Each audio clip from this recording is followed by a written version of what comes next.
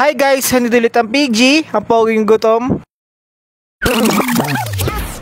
Samahan nyo na naman ako mag-food trip today. Kakain tayo sa Poa.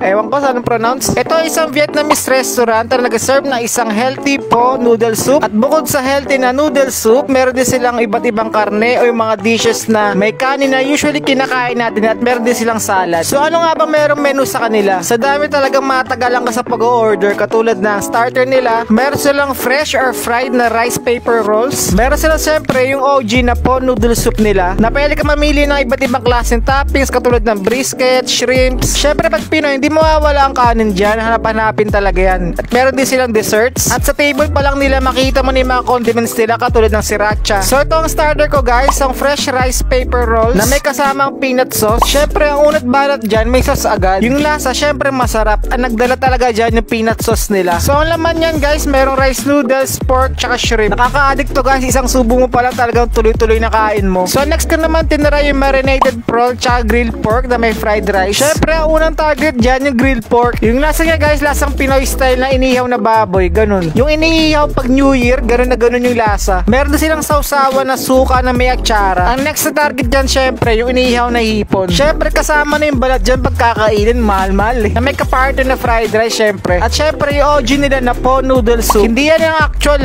bawas na yan kasi binawasan na ng kasama ko. At guys yung size niyan, small yan mukha lang siya large. Pero meron silang size small tsaka large. Yung lasa syempre masarap, lalong-lalo na pagtitimpla mo na pampalasa. Overall guys, sobrang sulit para sa akin Kahit medyo pricey siya, nandun naman yung quality ng pagkain tsaka yung serving nila. Nakikita ko sarili ko na babalik pa ako dito kasi masarap yung pagkain nila At syempre higit sa lahat, quality na, healthy pa, masarap pa. O siya, sige na, follow for more!